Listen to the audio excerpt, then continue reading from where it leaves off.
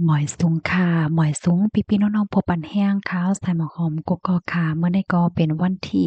18เดือนธันวาคมที่3ปี2565ในตอนรายการเฮาค่ะตอนได้ดีออนเอาพี่ๆน้องๆเฮาค่ะมาถ่อมด้วย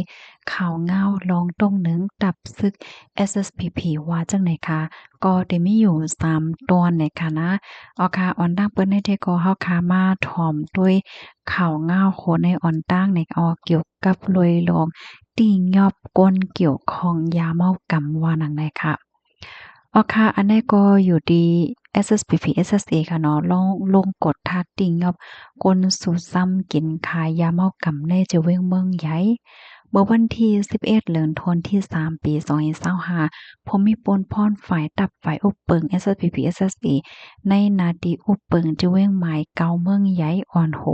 ก็ซึกก็หันสีไล่เข้ากดทัดติงยอบ ก้นเกี่ยวคองยาเมากำในเอิงโหตื้อเจเว้งเมืองใหญ่และติ่งยอบไหลก้นเกี่ยวคองยาเมากำอีกป้าเคิงโคอันเกี่ยวคองยาเมากำเจมเจ้อใน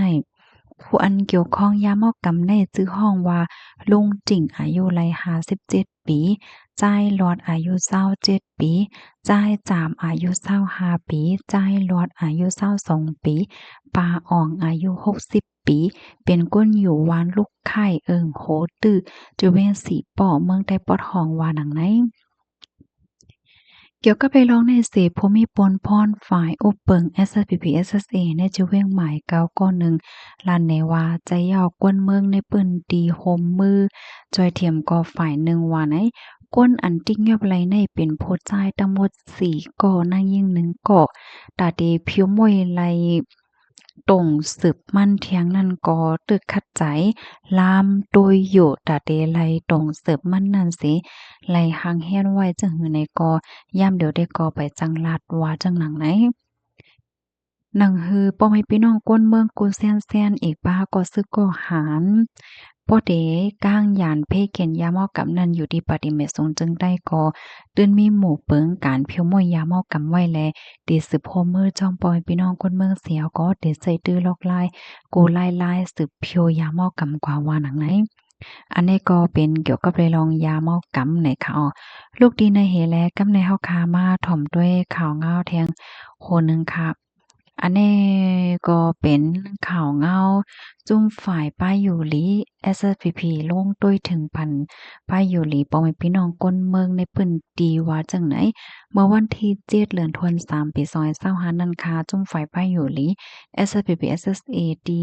ห้องยาหลงวานจัดไหลลงเปิ้นดีโฮบโทบปอแม่พี่น้องก้นเมืองดีวานเกี่ยวต้องเอิงวานจัดเจเว้งหมายหาเกซื้อเสียวแลในนั้นมีปอแม่พี่น้องก้นเมืองเคินฮอดเข้าโฮม1ปาก50ก่อแลไล่ปิ่นป่ายปันปื้นโ้ลองยาแห่กลางตั้งเป็นลูกอ่อนหาขบลงไตและแม่ป้าต้องเจ็มเจ้าในมือเลินป่วนมา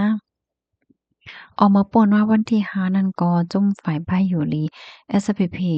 ดีห้องหยาวานเกี้ยงไล่หับด้วยถึงปันป้ายอยู่ลีปอมให้พี่น้องก้นเมืองหับซ้ำปัญญายาเฮกังตั้งเป็นลูกหวานหาขบลงไตอองดีห้องหยาวานเกี้ยงเอิงวานเกี้ยงจิเว้งหมาย3เมืองสู่ว่าจังไหนเลือเซนนั่นเมื่อวันที่1เดือนธันวาคมนั่นก็จุ้มฝ่ายพายุหลี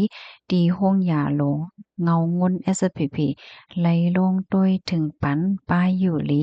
กนลูกคอกขังอองตีคอกขังเงางนจิเว้งวานให้แลไหลด้วยถึงยอดยาปัน58ก็ว่าไหนแต่เมื่อเลินโทนที่1แต่เมื่อเลินย่อนำคาแต่เมื่อวันที่1เดือนธันวาคมที่3ต่อมาถึงวันที่7ในข่าวดัง1วงนั่นอยู่ดีโรงยา SPP อันมีใน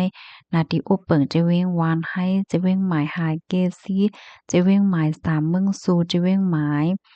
42เมืองหนอง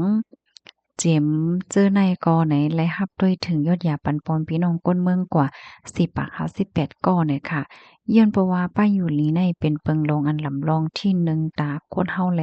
หนังหือโปเตด้วยถึงปันไลป้ายอยู่ลีปอมพี่น้องก้นเมืองอีกป้าก้นซึกโกนาตีนั่นอยู่ดี เงาวนปฏิเมตุงจึงใต้ตับซึกจึงใต้ SPP SC ก็ตึกสืบคัดใจฝึกฟ้อนเกิดออกปันมอยาเส้นหุนใหม่กูปีเจ็มเจอในค่ะออค่ะอันนี้ก็เป็นลองตรงหนึ่งฝ่ายป้ายอยู่ลีไหนอ๋อกำในเฮาคามาถ่อมด้วยเกี่ยวกับเลยลองป้ายปิญญาคารุ SPP ไลตรงหนึ่งจึงหือในค่ะเนาะอันนี้ก็ปฏิเมตนจึงได้ตับซึกจึงได้ห้องการป้ายปิญญาเงางวนค่ะออกเลขเปิ้นเผามาเมื่อวันที่14เดือนธันวาคมปี2025นั่นว่านับยำถึงสังฆาเจ้าปอไว้พี่น้องก้นเมืองจุ่มก่อลิกไล่แลฟิงแงใต้ฝ่ายอุเปิงโกจันตั้งเซงคานดังเฮอลิกไล่แลฟิงแงที่อำไฮสีเดตื้อต้นขึ้นใหญ่เฮืองกว่าเมื่อนั้นนั่นอันยามเปิดปางสอนลิกใต้ข้าวไม้กอให้สืบเปิดเผยกว่าอันอำยามเปิดเผยกอเตไลเปิดเผยกว่าโกวานโกเอิงโกตีนั่นย้อนปึงอิงตี1สังฆาเจ้า2จมก่อลิกไล่แลฟิงแงใต้3ปอยพี่น้องก้นเมือง4ฝ่ายตับฝ่ายโอเปิงโกจัน5จุ่มจอยเทียมตรงวงก้น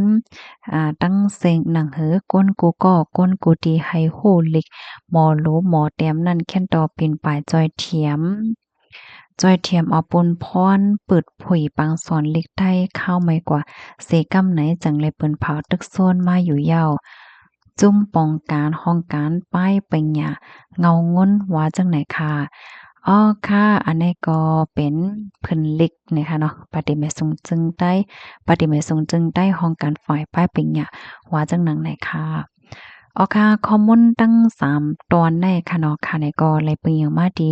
Facebook Page SPP Info ต่างไว้นะคะเอายังอ่านดีอ่านเอามาสืบเปิ้นแพร่เนี่ยเป็นพี่น้องค่ะในที่ก็หนังหือพี่น้องเฮาค่ะบ่ได้เลยฮู้ว่า SPP พ่องย่ามมื้อเหลียวได้มีรองตรงหนึ่งจึงจังหาไว้อยู่พองในนั่นค่ะพี่น้องค่ะถ่อมกันอยู่ดีเลยตั้งหลายค่ะเนาะก็ต้องตักมาหลายค่ะแค่เพิ่มเติมข้อมูลปันตั้งหันถึงปันตั้งไข่ใจเลยจังได๋ค่ะ